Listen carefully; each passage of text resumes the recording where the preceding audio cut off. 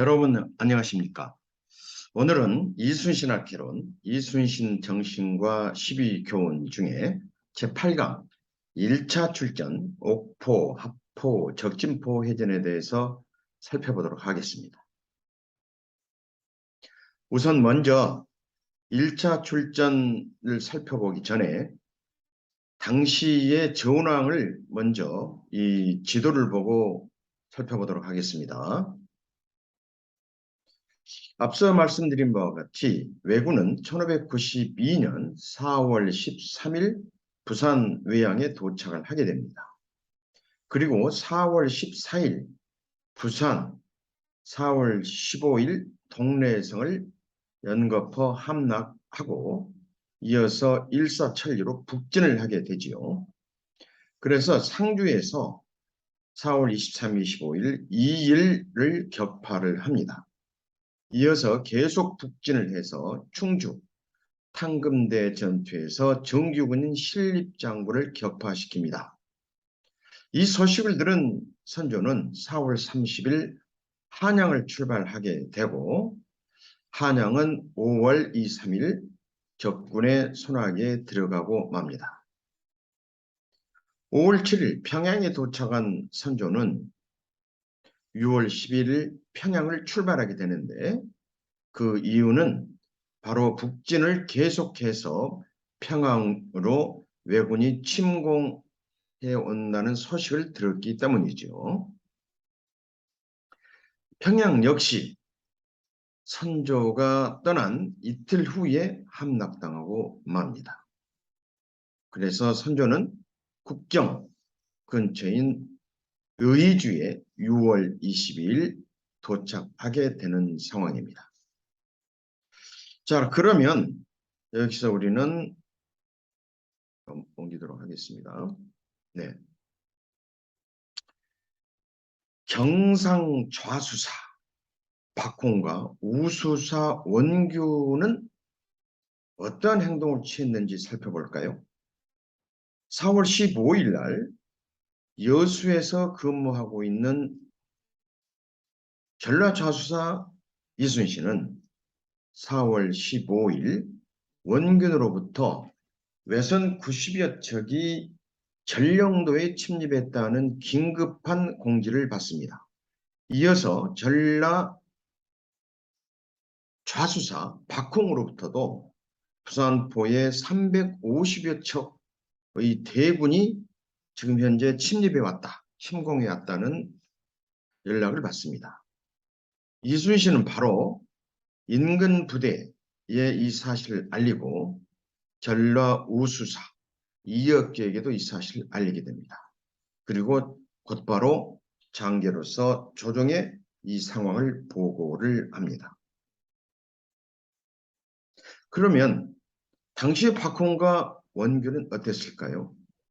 기록에 따르면 원균과 박홍은 적군과 싸워보지도 않고 바로 후퇴를 하고 말지요.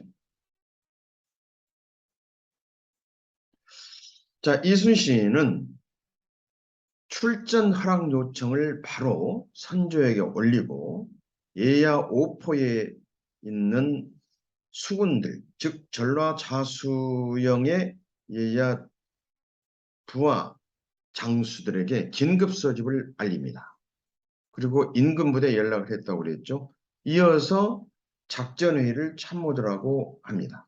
여기서 여러분들도 종종 들어서 아시겠지만 장수들 간에는 전라 자수영을 떠나서 관할 바뀐 경상도로 출전하는 것에 대해서 설왕설래가 있었습니다만은 결국은 출전을 해야 된다는 그러한 결론에 도달했습니다. 자, 이어서 4월 27일 날 선조의 출전 명령이 떨어지지요. 그래서 본격적으로 이제 경상도로 출전을 준비를 하고 있는 상황에서 경상 우수영 장수들이 도망했다는 보고를 받습니다. 이 상황을 바로 이순신은 5월 2일자 난중일기에 기록을 해놓는데 정말 경악할 일이다, 이렇게 간단히 심정을 기록해 놓았습니다. 자, 5월 3일 날, 물론 앞에서 말씀드렸지만 전라우수사 이혁기에게 합동 출전을 해야 한다고 긴급 소집을 알렸습니다. 그럼에도 불구하고 워낙 멀리 떨어져 있죠. 이 연락받고 또 우수사도 이하에 있는 장수들을 긴급 소집해서 오게 되려면 상당 시간이 걸립니다. 물리적으로도 사실 전라 우수사 이혁기가 도착하기는 불가능했죠. 그래서 이순신은 5월 3일 날 이와 같은 본인의 심정을 일기에 적어 놓습니다. 한번 읽어보겠습니다. 우수사는 오지 않고 왜적은 점점 서울 가까이 다가간다 하니 통분한 마음을 이길 길이 없다. 만약 이 기회를 주다가는 후회해도 소용이 없다. 그래서 본인이 단독으로라도 출전해야 한다는 심정을 적어 놓은 것이죠. 물론 이순신도 이 5월 3일까지는 한 번도 외적과 싸워보지는 못했죠. 그리고 관할 바뀝니다. 본인이 지켜야 할 관할 구역은 남해도 왼쪽에 있는 전라도 구역이죠. 그래서 한 번도 경상도로 출전해본 경험이 없습니다. 물론 이순신도 한 번 적과 싸워보지도 못했습니다. 그래서 적황을 오직 90여 척이 지금 또 350여 척이 부산포에 왔다는 이 한 가지 사실밖에 지금 모르고 있습니다. 그래서 이순신 역시 또 전라 좌수영 장수 역시 한 번도 가보지 않는 곳으로 출전해야 하는 엄청난 큰 부담을 안고 있었습니다. 하물며 병사들은 어떻게 했습니까? 특히 장교인 여도 공간 황옥천이 도망갑니다. 바로 이를 잡아서 현장에서 목을 베어서 장수들 혹은 병사들 앞에 효시를 합니다. 높이 매달합니다. 이만큼 당시 상황이 장수는 물론이고 병사들에게도 심리적으로 큰 압박이 됐던 것은 사실이죠. 자, 이제 이순신도 선조로부터 출전 명령을 받았고 또 모든 출전 준비가 되었습니다. 물론 여기에는 단독으로 출전해야 한다는 압박감이 있었지만 이순신은 불가피한 상황이었고 경상도로 출전할 수밖에 없는 상태였습니다. 자, 그래서 이순신도 출전 직전에 선조에게 올린 장계에 이와 같은 글이 있습니다. 왜적이 곧 한양을 친다 하니 칼날을 무릅쓰고 사승을 결단하고 왜적들의 테러를 차단하면 적이 해군할지도 모른다. 이렇게 출전 장계에 어떻게 보면 유서 같은 글을 남겨놓습니다. 그래서 이순신은 5월 4일 초, 그러니까 4일 날 첫 닭이 울 때 출발하여 바로 경상도로 향하겠습니다라는 장계를 올리게 됩니다. 자, 이순신 전라 좌수영 부대는 5월 4일 새벽에 출동을 합니다. 참전 전선은 단독 출동을 했기 때문에 전라 좌수영 예하의 판옥선 24척, 협선 15척, 호작선 46척으로 기록이 되어 있습니다. 협선은 물론 좀 더 작은 전선 선박으로서 척구선 역할을 한다든지 긴급 연락을 한다는 그런 작은 선박이고 포작선은 의선을 개조한 선박이죠. 그래서 이 부대가 출동하기 때문에 군량미라든지 여러 군수 물자를 여기다 싣고 가는 선박이라고 보면 되겠습니다.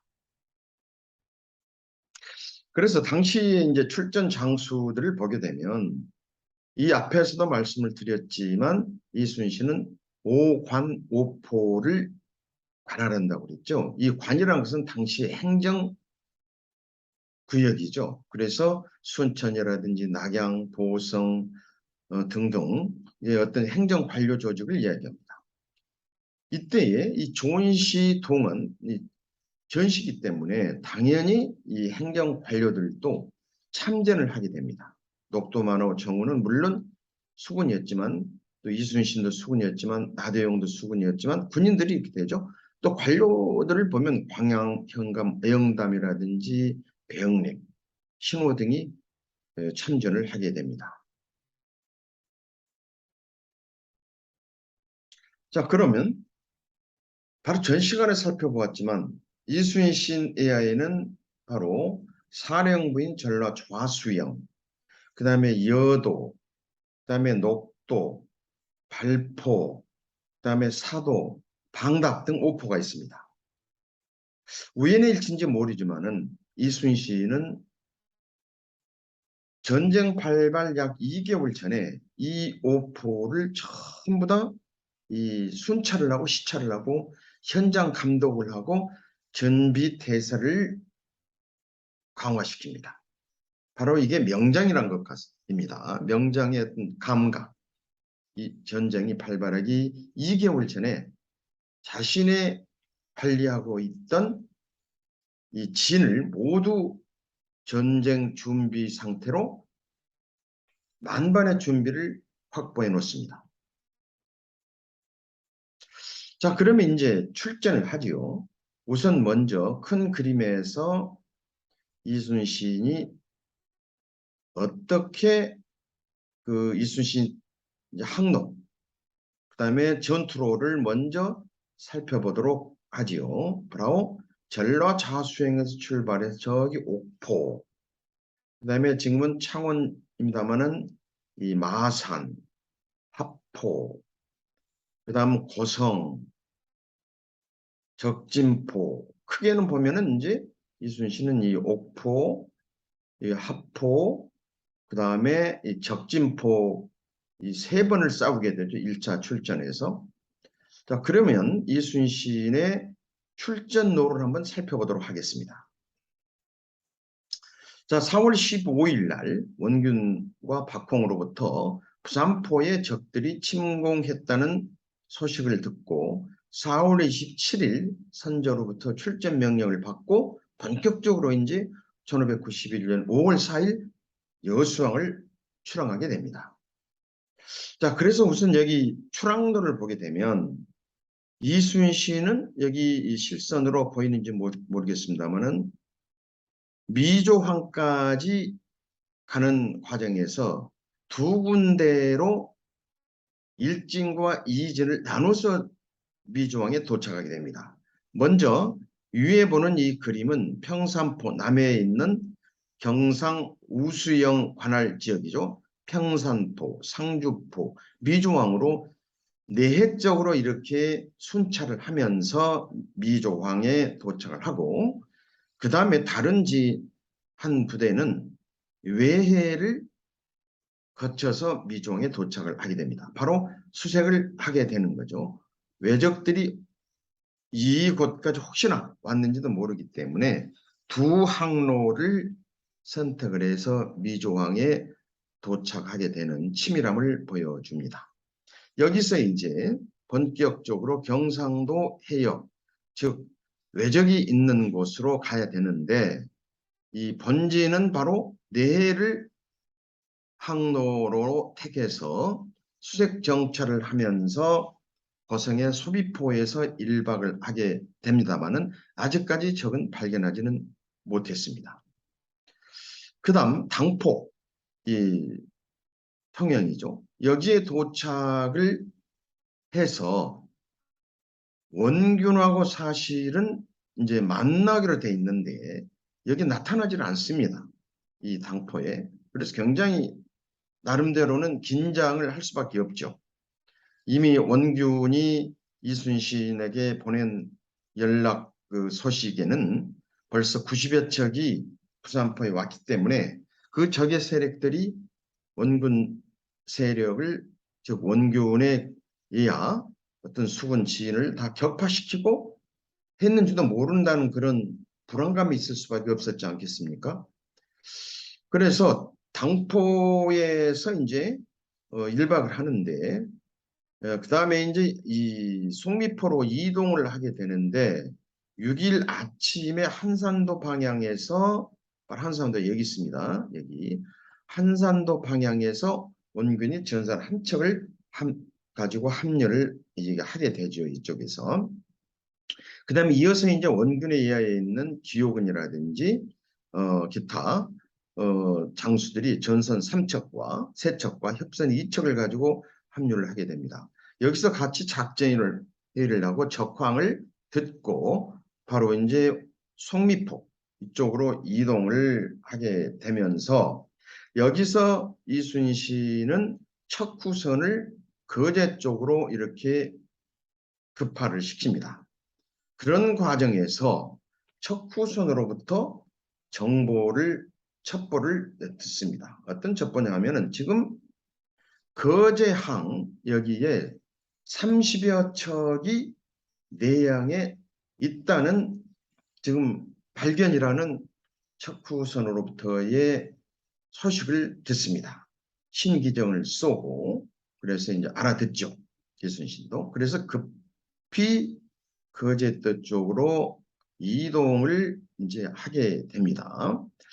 그래서 5월 7일 여기서 교전이 일어나는데 바로 이게 그 유명한 옥포해전입니다. 이 옥포해전에 대해서는 잠시 후에 좀 더 상세하게 설명을 하도록 하겠습니다.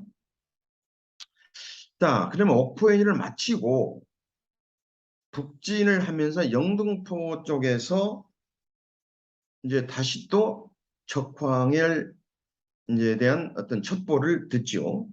즉, 적 대선 5척이 합포 쪽에 있다 이야기죠, 지금. 그래서 가덕도 쪽에서 여기 가덕도가 여기 있습니다.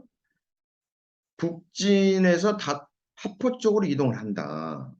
그래서 여기서 지금 한 가지 논란이 지금 있어요. 과거에 지금까지 이 우리 이순신을 연구하고 공부하는 사람들은 합포가 현재 마산, 합포 여기라고 지금 계속해서 주장을 했는데 근간에 들어서 이 합포 위치가 현재 진해 쪽이라는 그런 또 연구자들이 주장을 하지요. 그래서 마산 합포냐 진해 합포냐 여기에 대해서 지금 논란이 있어요. 그래서 저도 편의상 지금까지 전통적으로 주장해왔던 이 지역을 마산 합포 쪽으로 교전이 일어난 걸로 그림을 그려놨습니다. 자, 그 다음에 여기서 이제 5척을 격파를 시키고 그날 저녁에 이게 남포라는 이 고성이죠. 여기서 1박을 하고 있는데 적진포 쪽 이 고성입니다. 여기 적진포에서 11척이 지금 적진포항에서 우리 백성들을 괴롭히고 있다. 소와 말을 약탈하고 백성들을 괴롭히고 있다는 그런 첩보를 듣습니다. 그래서 바로 이 적진포로 가서 5월 8일 날 적들을 물리치죠. 그리고 여기서 이제 이순신은 4월 30일 조선국왕 선조가 피란을 갖다는 이 서글픈 사실을 여기서 알게 됩니다. 자, 그리고 5월 9일 날 이순신은 이제 회군을 하게 되죠. 이렇게 여기서 회군을 하게 됩니다. 여기서 그래서 5월 9일 날 이제 회항을 하게 되면서 1차 즉 옥포 여기 있죠. 그 다음에 합포, 그 다음에 적진포 3번의 전투를 하면서 다시 여수왕으로 돌아오게 됩니다. 자, 이렇게 해서 이제 1차 출전이 끝나게 되는데 여기서 설명을 좀 더 추가로 하도록 합니다. 네, 여기서는 이제 앞에 설명했던 역사적으로 굉장히 의미가 있는 옥포해전이죠. 이 해전에 대한 좀 더 상세한 설명을 드리도록 하겠습니다. 자, 바로 이제 옥포해전의 기존의 교전 상황도입니다. 지금까지 살펴보면 대부분의 이 교전 상황도는 과거 저희 스승이었던 지금은 작고하고 계십니다만 해군사관학교 교수님이셨던 제 은사님 조성도 교수님께서 그려놓고 설명을 하셨던 기록을 했던 이와 같은 이 상황도입니다. 즉 옥포 지금 현재 이 다음 카카오 맵입니다. 지금은 여기에 옥포 조선소가 있죠. 자, 편의상 여기 이제 옥포 강에 약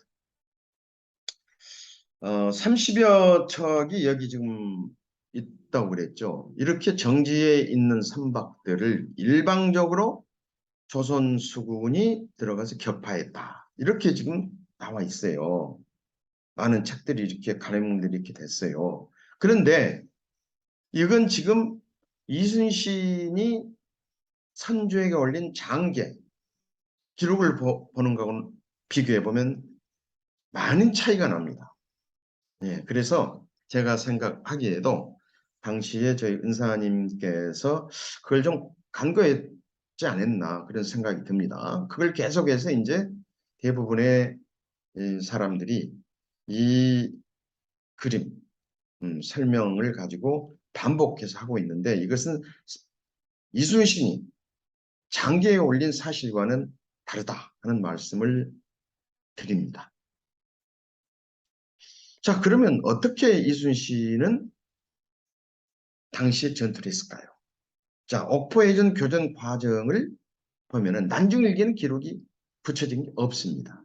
바로 장계 1591년 5월 15일 날 옥포파외 병장이라는 장계를 보면 그 내용을 요약하면 다음과 같죠. 척후선의 비상이 와서 옥포 선창에 30여 척의 외선 정박한 사실을 알았다. 그리고 본인의 함대가 항내 진입해서 격파했다. 그 교전 과정이 아주 중요합니다. 조선 수군이 동쪽과 서쪽으로 포위 공격을 했다. 또 포를 쏘고 화살 공격을 했다. 매우 중요한 이 힌트가 바로 동쪽과 서쪽에서 포위했다는 이 공격. 이걸 모두가 다 놓치고 있어요. 설명을 하면서요. 굉장히 중요한 의미입니다. 이것은 어떤 진을 형성해야 되는 거기 때문에 적군과 싸우면서 이게 바로 핵심이죠. 잠시 후에 설명을 드리도록 하겠습니다. 그 다음에 또 한 가지죠. 외수군은 해상으로 도주한다. 6척이 해상으로 도주한다. 해안선을 따라 도주한다. 이걸 명확하게 써놓고 있습니다. 그래서 적들은 도주 중에 조총과 활로 대응을 하고 또 화물도 투하하면서 도주하고 있다. 앞다투어 도주하고 있다. 이 이야기입니다. 자, 이걸 지금 재현을 시켜보면 다음과 같죠. 자, 지금 아까 똑같다 합하고 똑같은 그림입니다. 자, 조선 수군이 이 내양에 진입할 때 일자진으로 왔는지 종렬진으로 왔는지는 불투명합니다. 그렇지만 우리가 하여튼 이 입구에서 이 종렬진으로 들어왔지 않겠나 추정을 하지요. 이렇게. 그것에 이제 여기 전투 상황들을 보면은 충분히 예측할 수 있는 거예요. 자, 저기 지금 여기 있습니다. 들어오게 됩니다. 진입을 하게 되죠. 이 포구가 약 900여 미터 됩니다. 지금 당시의 지도로 확장시켜서 보게 되면은. 그래서 보게 되면 그 이순신이 선조에게 올렸던 장계를 보면 육지로 도주를 하고, 예. 자, 그 다음 해안선을 따라 도주를 하고, 우리 아군은 적들에게 동서로 포위했다. 이 방향 매우 중요한 방향입니다. 자, 동쪽과 서쪽으로 포위했습니다. 이 항내에서.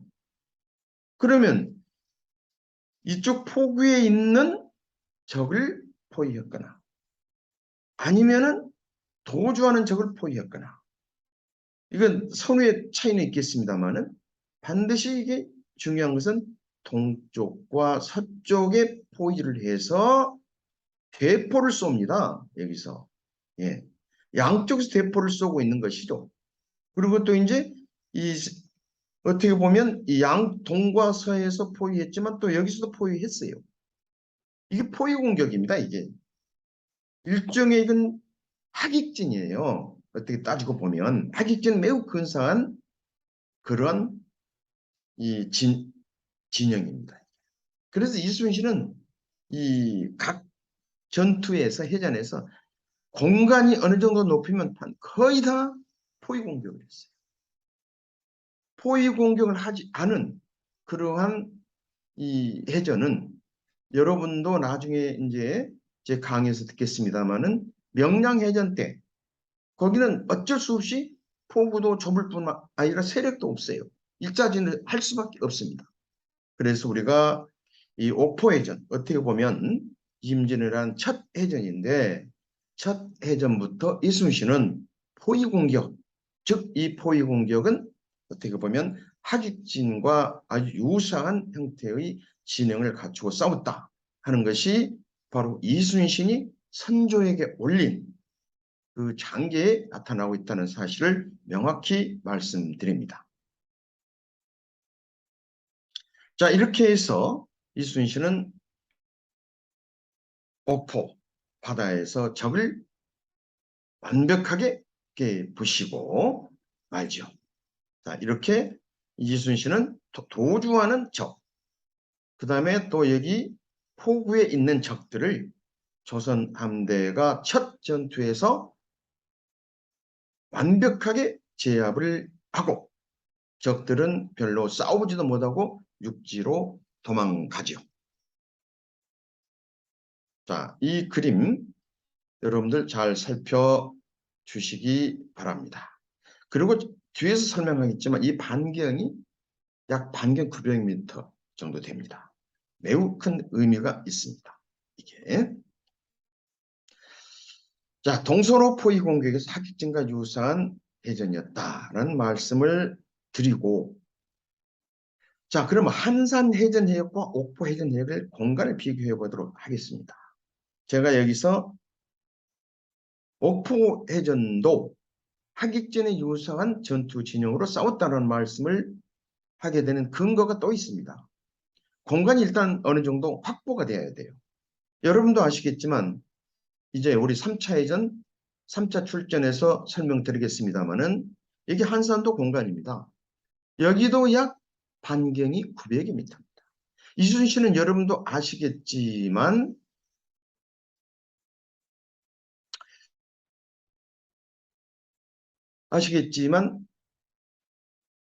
적을 유인해서 끌고 나오죠. 좁기 때문에 그렇죠. 그걸 여러분 다 아시는 사실입니다. 바로 얼마 전에 한산 영화도 나왔습니다만은 여기서 싸우지 않죠.